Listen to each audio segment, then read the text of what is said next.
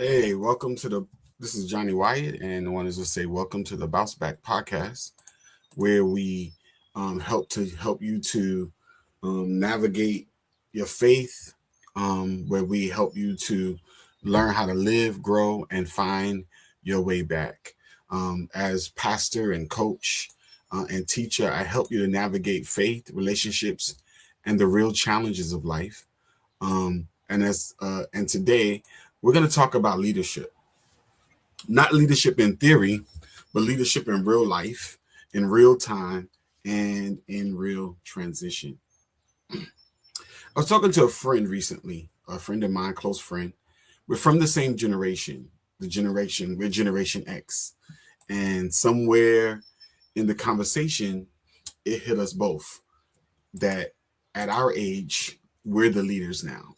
Not middle management. Of course, we still inhabit some of that, but we're like the leaders now, like for real, the leaders. If you look at my church, you look at other institutions, the people at the top now are from Generation X. So like, for real, we're not the young voices in the room anymore. We're not the ones waiting for direction anymore, right? We're the ones people are looking to. Right? But here's what made the conversation very interesting.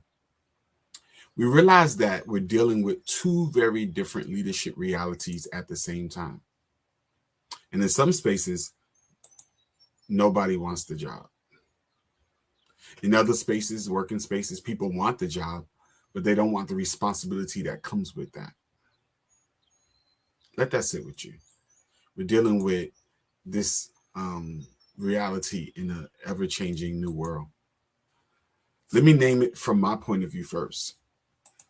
In my world, the church world, we're facing a leadership shortage. Whether you're talking about my church, the Pentecostal Holiness Church, whether you're talking about my church that I work in, the Apostolic Faith Church, whether you're talking about the Catholic Church or the different spaces, we're in a world where there's a shortage of leadership. Pastors are aging. Leaders are getting tired. They're dealing with burnout.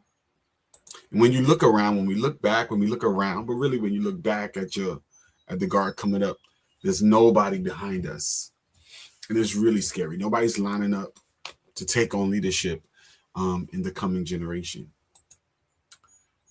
People are watching leadership and they're not sure they want that life. Right. And that's the real reality there. They're not sure if they want the pressure of being the pastor or the leader, the pressure of always having to show up, the pressure of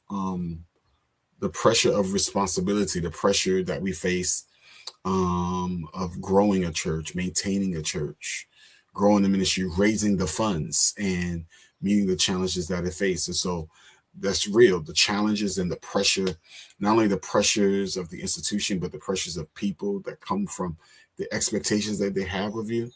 There's real pressure there. And so people are not sure they want the pressure or the expectations. So people struggle with the pressures, but they also struggle with the expectation. The expectation that somehow you are better than other people in your behavior, that you're perfect, or that you have it all together. So there's the expectation that comes with leadership, the expectation of a higher level of abilities and clarity, high expectation that, again, with the same pressure, you're always on. And so we have to deal with that as well. Not only do we have to deal with expectation, then there's the critique and the criticism. Now, every leader, all leaders have to face this. Every leader has to face criticism and critique and dealing with the stress of leadership. But most of all, there is a constant critique. Everything you do is under scrutiny. So if you're preaching, your messages will be critiqued. If you are making leadership decisions, that will be critiqued. But this is not just specific to ministry, it's specific to all the levels of leadership. Leaders will be critiqued, and rightfully so. If you decide to take up the responsibility of leadership, you ought to also be willing to take up. People have a right to have their opinion about the way you're moving. And sometimes it's negative, sometimes it's actually very helpful and beneficial. We have to open our hearts and our minds to hear what people have to say. But the criticism of leadership can be challenging as well. And we see it not only in ministry, but in other areas. And then there's the lack of support. The idea that sometimes the feeling that you're doing it all by yourself, that is real. Not that you're doing it all by yourself. You get those Elijah moments. Elijah felt like he was all alone. And there's parts of what I do as a pastor and leader, what politicians do, what particular areas of leadership where you're serving people, that there are these moments. But I believe this is the same way in most leadership, where sometimes you just don't feel like you have the financial support, you don't have the people support, the leadership support. So all of these are valid issues that we face in what I do as a pastor and what I do as in church leadership. So for a lot of people, a lot of younger people today, it's like, I love God. I want to serve God, but I don't want that assignment, right? So in my world, the challenge is a leadership assignment, because people have to face the different pressures that come with that, and they're just not signing up for it. They're not signing up because of the pressure, the expectations, the criticism, and the lack of support. But as I was talking to my friend, I realized in her world, she's dealing with something a little distinctive that's different from my world, right? It's not that people don't want leadership, that they don't want the job, that they don't want the responsibility. And I find this to be the case in my world too. But she really pointed this out for me. They want the job. They want the title. They want the position. They want the influence, the authority. But what they don't want is the responsibility. That preaches right there. They want all the blessings of leadership, right? The job, the title, the praise, right? The position, the influence, the connections that it brings. But what they really don't want is the responsibility. What they want is authority, but not accountability, right? And so that's the powerful thing. They want authority and they don't want accountability. They want visibility. They don't want pressure. They want the platform, but not the burden. And I thought about that. And I said, wait a minute. We don't have just one problem. We have two problems, two major problems that we're facing today in terms of leadership, right? Let's talk about what's really going on, right? Number one of the reasons that these things exist is because, number one, leadership has been modeled poorly, right? If leadership looks like burnout, stress, scandal, always being on, always being criticized, why would anybody today, when there's so many options, why would anybody fully step into that, right? Okay. And so some leadership positions look like it's all bad, right? And there's no benefit to it. And the truth is, if we're going to do anything, we want a little bit, to be honest, we want to see how we are blessed and benefited by the leadership roles we take on. But what people have seen, particularly in the service, in me and my friend, we both work in the areas of social service and helping people. And that's what I've seen. Not only that's what people have seen, but that's what I've seen. Burnout, stress, always being on, always being criticized. That's why even in our politics, we don't have the best people coming forward, right? Because why would anybody want to step into arenas or spaces that are so toxic, right? So we show people toxicity. We've invited people into that toxicity, but people say, I don't want the toxicity, right? So why would anybody, again, want to see that? So what you're seeing is a split response. Some people are saying, I don't want it at all. Others are saying, I want it, but what I'm going to do is I'm going to redefine it so that it doesn't cost me as much, right? So that's what we're seeing. So the few people that you do see step up, sometimes we're aggravated because they don't behave in the same ways we were taught to behave.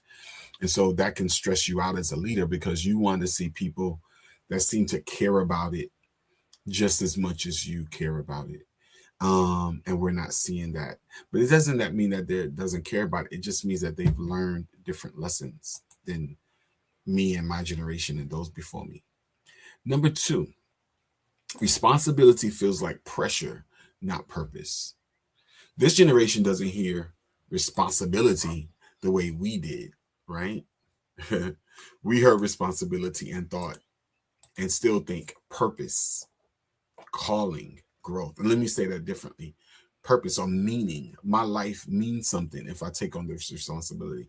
And my responsibility makes me somebody. It's my calling. It's my opportunity. Responsibility gives me the opportunity to grow and become, in my particular area of service, what God has called me to be. But I believe that even politicians and business leaders and people in the health industry, people that have become doctors, part of it is the reward. But yes, a great deal of why we are leaders and we step into leadership positions is because we want to hold responsibility. We were taught that responsibility means something, right? What they see and hear, right? So we think one thing, we saw one thing, right? But what the younger generation heard and saw and what they think is stress and anxiety and depression and losing myself, right? So they got something totally, completely different. And to be honest,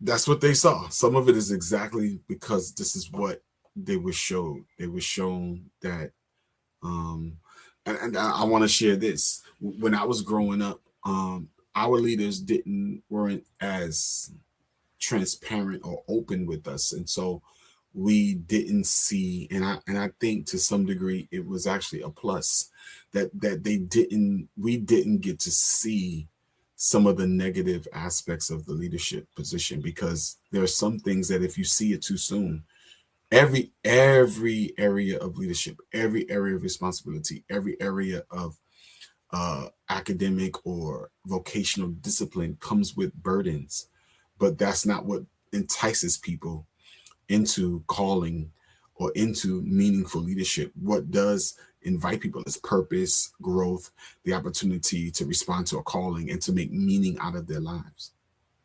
And so that's what, instead, we showed them too much, right? Like my children or young people around me have seen more of what I've went through, what I faced in previous generations than what I saw my father go through and my grandfather went through. And maybe sometimes the less you see in your formative stage, the better.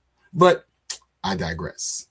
Then the third thing that happened is institutions broke trust. Institutions maybe were the problem, right? Let's be real. Institutions have not always been trustworthy, right? Whether you're talking about the church, whether you're talking about government, whether you're talking about medical hospital systems, whether you're talking about big business, right? All of those institutions have caused pain. But I got to be honest, in my particular way of life, we deal with church hurt, Um, People have been, and that's a term I haven't heard when I was a child, but now as an adult, I'm hearing about this term church hurt more and more, and it's real. So people have been hurt by pastors, by the way the church sometimes has used doctrine and teachings to hurt and wound people. Um, the way we discipline people, or church hurt can be the way we've used people. They volunteered, they gave their all, but there was no appreciation. Some of it is workplace burnout. It's not that the church hurt them, but over time, they gave so much to the church that they had nothing left to give. They poured out, but the institution didn't pour back in. Um, or simply there weren't good rhythms built in, right? So you deal with church hurt, you deal with workplace burnout. And then there's also systems that use people instead of developing them, right? I kind of conflated the two, but that's in and of itself an issue. That systems and institutions today, and this is not necessarily the church, but this is the larger world. Younger people saw what happened when their parents trusted institutions and worked for institutions for 10, 15, 20 years. And then at the end, one of the most disillusioning experiences for me when I was in my early 20s was what happened with Enron. There was this highly celebrated company, but they were cooking the books, and many people lost their jobs and their 401ks. And even when I was even younger, that's when factory jobs and were beginning to be moved overseas. And so people who were relying on factory jobs and pensions, and what Ronald Reagan did in the early 80s with the air traffic controllers, and how when they went on strike, he fired them instead of negotiating with them. He, in that way, said it's okay for institutions to put their needs over and above the needs of labor and workers. Now, this is not an episode for me to talk about the difference between capitalism and socialism and different economic systems, but in and of itself, what they saw, that we might not know what we saw.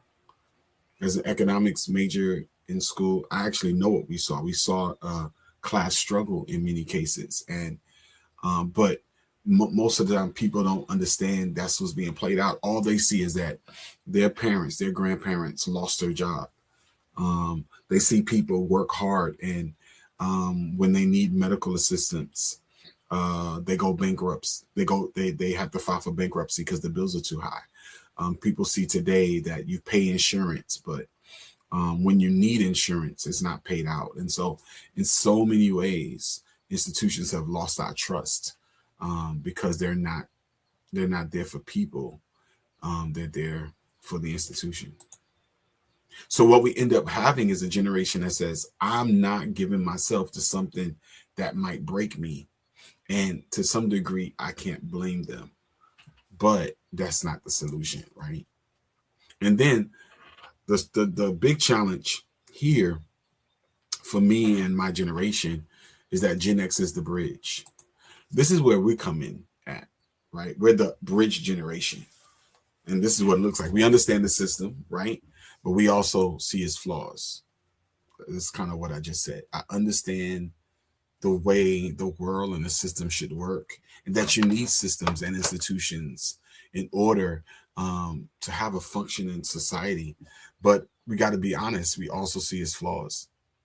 My dad still, even up to this day, rarely sees flaws in the church or in institutions that he works for. But me, I see the flaws. And so that's because we're the bridge. We bridge the time before Wi-Fi, right? And I remember life before Wi-Fi, right? But I also know how to reset the router, right? When I was going to college, that's when, you had computer labs in school, but we were the first generation. Excuse me.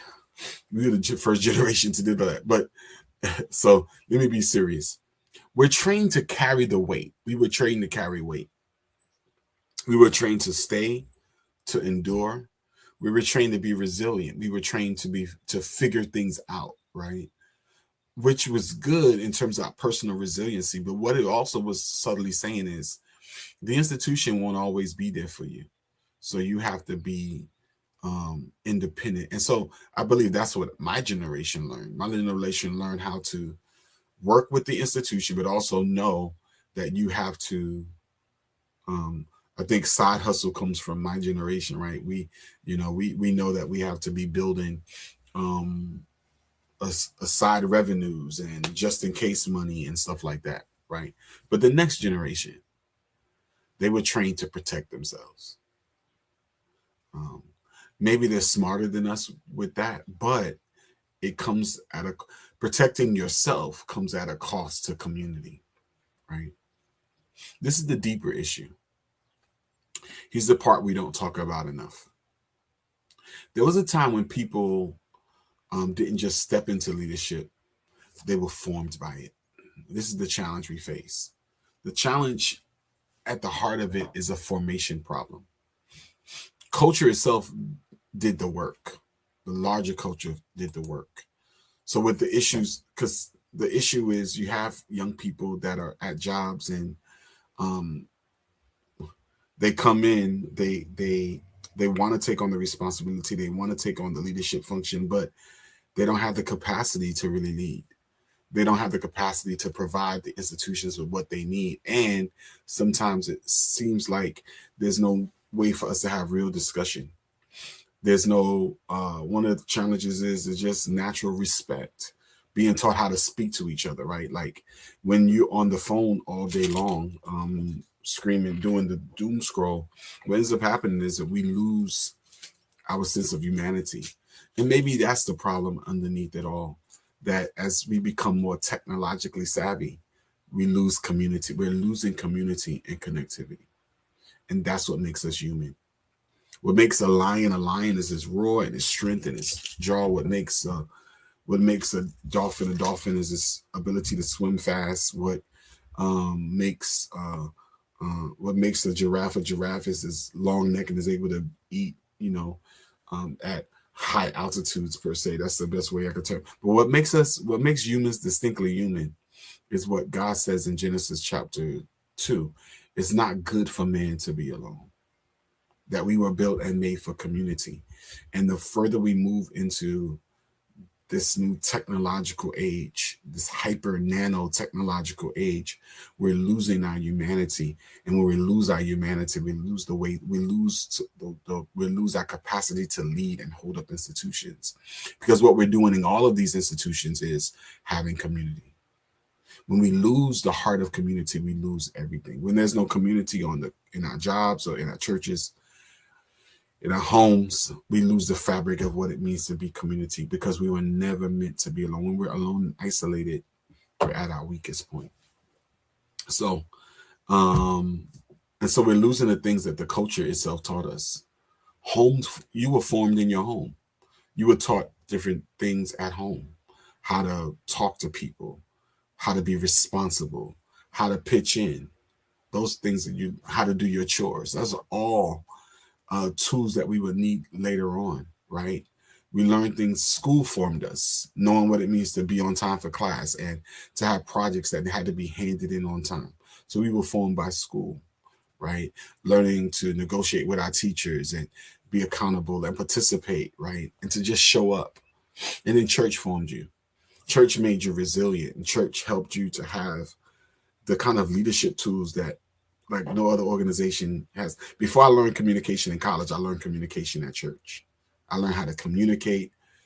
Before I learned how to lead other people on my job, I learned it at the church. The church, many of the skills I have, the powerful skills, faith, and the ability to have critical thinking, a lot of those things weren't just formed in school, but they were formed in church. Ultimately, community formed us in all these things.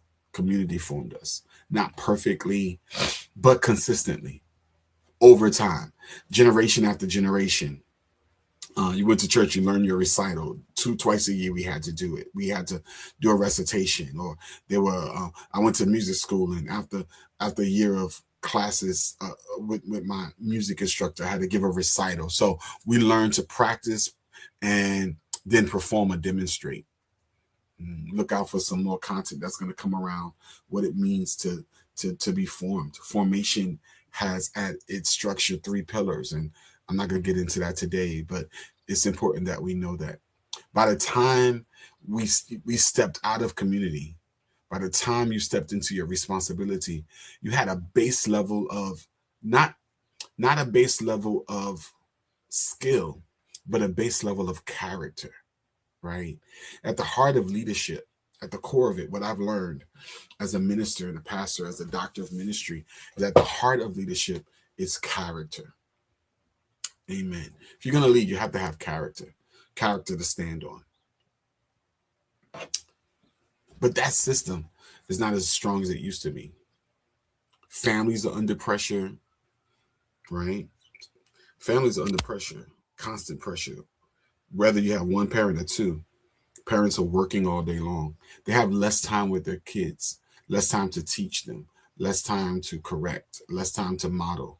They spend when both parents are working 2 jobs, they don't have the capacity unless there's 2 and 3 generations. And so for families, one of the things people really have to think about is going back to multiple or intergenerational family units where grandma is home or auntie and uncles are present, so that it's not the responsibility of simply mommy and daddy to raise up the children, but there's a unit, particularly for people, amen, from marginalized communities. Schools are inconsistent, right? The project toward the market-driven school creates unstable schools. I'm not here to advocate for public school, although I do advocate it. I think public schools are the best thing that we have going. Charter schools are good if you can find a good charter school, but the problem with charter schools is that they're inconsistent. They're here today and gone tomorrow. They don't have to deal with the complexity of your formation. And so our schools are inconsistent, right?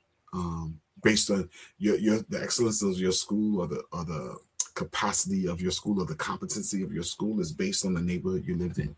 And then churches themselves, we are navigating our own challenges. Help us, Lord, right? And then our communities, we see it in the news. We see it in so many areas of our lives. Communities are fragmented.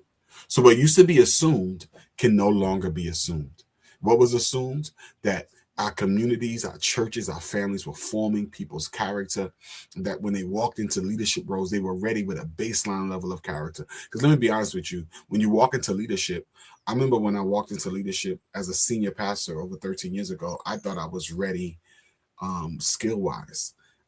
But there were so many things I have to learn, and so many things I still have to learn. And so every time I walk into another leadership opportunity, I always know that it's a chance for me to learn something new, that I'll never stop learning how to be a leader, constantly learning how to be a leader, how to integrate, and how, amen, to be adaptive, right? Because the world is changing. So because the world is changing, leadership and the capacity to lead is always in growth. But the one thing that is the same is the need for character, right? We assume that people came in with a base level of character, base level of integrity, a base level of responsibility, a base level of expectation. People are stepping into leadership without being formed by it and then formed for it. We have leaders who are not formed to be leaders. And that explains both problems that I brought up today. Why some people don't want leadership at all, and why others want it, but don't carry it well. Don't carry it well. So now every institution is being forced to face a new reality. And I think I don't have all the solutions. I really don't have, I want to say I don't have solutions at all. But what I have is a couple of ideas from the beginners of solutions. Number one, what we can do is redefine responsibility. We have to refine what it means to be responsible. Because right now, responsibility looks like isolation. You got to do it by yourself. Pressure, constant pressure of failure, and then burnout. That's what people see. That's what the younger generation sees when it sees leadership. You're all alone on an island. You face the pressure, the critique, and then you burn out. And there's a lot of truth to that. If that's the picture, nobody's going to sign up for that. Nobody's wanting to sign up to that. So we have to show a different model of what responsibility looks like. Responsibility should look like shared leadership. Instead of me doing it alone, I work with a team and we respect one another and we share the load of leadership, right? So you may have a senior pastor, but there should also be executive pastors and discipleship pastors. And I don't hold the responsibility on my own. And so maybe Moses was right to say, Lord, I can't do this by myself. He was right. And God's response was, I'm going to send you a help. And then later on, his father-in-law tells him, you can't do this on your own. So isolated leadership was never the model that God had for any type of leadership. It has always been shared leadership. One leader is going before God for the vision, and other leaders are dealing with the day-to-day, with the other responsibilities. There's so much responsibility to go around. And so leadership has to be shared. And then we have to support one another. When it's my turn to lead, I need your support. When it's your turn, you need to know that I'm there. And support looks like presence most of all. It looks like presence, but it also looks like bearing the load with your fellow leaders. Then it looks like growth. Like I said before, we put leaders in spaces where we give them opportunity, but we don't give them growth. We don't give them models of growth. We don't give them lessons, and we don't give them models for how to lead. We don't give them mentorship. And people have to understand that leadership is not the end, but it's the beginning of a new stage of growth. And so responsibility looks like growth, and it looks like sustainability. It looks like something that I can do for the long haul, something that I can do for a lifetime, that I won't burn out. Right? So again, it's shared leadership, it's support, it's growth, and it's sustainability. If the only model of leadership is suffering, we shouldn't be surprised when people don't want it. So have we advertised suffering? Yeah. And even Jesus says we have to take up our cross and follow him. But he gives us a telos. That simply means that we have a goal in mind. And the goal is not suffering. The goal is flourishing and formation. I come that you may have life and that you may live it to the full. But the journey is a journey of formation and discipleship. Deny yourself, take up your cross, and be formed. But be formed to be in the image of Christ. And so the end is a blessed ending, right? So the Christian life and the spiritual life and the life of leadership is a beautiful opportunity to grow to your fullness. It's going to expose, leadership will expose many of your weaknesses, and certain types of leadership will expose more of you. But as you're exposed, if we have the support we need, we will become the best versions of ourselves. And especially in the church, we preach abundance sometimes. We preach the abundant life. I preached John, I just said it, John 10, but did I model exhaustion? So help me and help the rest of our leaders to not only preach abundance, but model an abundant leadership, right? Number two, then I'll get out your way because I don't want to be here long today. We have to develop character before we deploy people. Here's the second thing. And this is probably the biggest one of all. We have to take responsibility for developing people, not just their skills, right?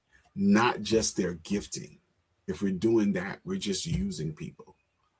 Not just their potential, not what they do well for me, but as people cycle through our organizations, whether it's church or government or social services or big business or sports arena, in all these things, we see a system where people focus on what they can get. They focus on giving us skills because the skills make the bottom line better. They focus on our giftings because their giftings help us to support. And they focus on extracting our potential because we have an extraction society. But people don't focus on character because that's the slow work. Nobody gets praised for having good character until our character fails. So say this slowly with me before I get out of here. Because leadership is not sustained by skill. It is sustained by character, right? So say it one more time. Leadership is not sustained by skill. It's sustained by character. I'll say it one more time. Leadership is not sustained by skill. Leadership is sustained by character. Character is not perfection, by the way. Character is your ability to be the same person in every space, not a perfect person. But if you say you're reliable, you're always reliable. If you say you don't talk about people, or you don't gossip, um, you are who you are. Everybody can say the same things about you. That's character. Character is, can I trust you? So now every institution, church, business, education, government, social services, sports, so much more, has to intentionally do what culture used to do, what families used to do, what schools used to do, what communities used to do, even what church used to do. And they did it automatically. And we took it for granted. That's what capitalism does, of course. But anyway, one day I'm gonna do a capitalistic critique, because it's bubbling inside of me. But we have to be practical. We have to train earlier. We have to train often. We have to build character, not just competence. We have to teach responsibility in stages. And then we have to create environments for growth. Let me say those things again. Maybe I'll do larger extension episodes because this is a really good episode. But train earlier and train often, right? Yeah, we have to train. Companies and institutions have to invest in schools and invest in programs before, because one of the things a company might say is, it's not my responsibility to make sure you're ready for the job when you get here. That may have been the idea before, but we can no longer say that. So we have to train early. We have to train often because the world keeps changing. So as the world changes, we have to know how to teach people not to anticipate the change, but know how to navigate as the rivers, as the flow of the river and as the flow changes, right? We have to build character and not competence. We have to teach responsibility in stages, right? And that's powerful and important. And then we have to create environments for growth. We can't just give people a title anymore. We have to give them formation. And don't just wait until they're in position to start developing them, right? Because by then it's already too late. So I'm about to get out of here. Here's where we are. Some people are avoiding leadership. Others are stepping into leadership, but trying to carry it lightly. But real leadership has weight. And you have to build the capacity to hold that weight, right? You have to be able to bear the load of leadership, just like the great buildings that we see, whether they're in New York City with the Liberty Tower, or all the way in Abu Dhabi with the tallest building in the world, which I can't remember the name of it now. But in order for those buildings to grow to great heights, they had to build the resiliency, the capacity. There's another word I'm looking for when you test steel or test metal, but they have to have the capacity to hold the weight that it's built for, right? So the question is not whether the weight exists. The question is whether we're preparing people to carry it well. And if we do this right, we don't just pass down positions.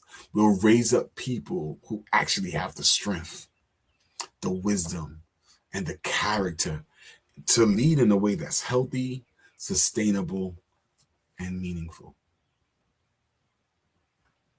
So listen, wherever you are in this journey, whether you're leading, you're thinking about leading, or recovering from leadership, if you've gotten to my stage, amen, at some point you've been doing all three. You don't have to stay stuck where you are. Growth is still possible. Formation is still possible. And no matter what you're navigating, even if it takes time, you can find your way back. I'll see you next week. Bye-bye.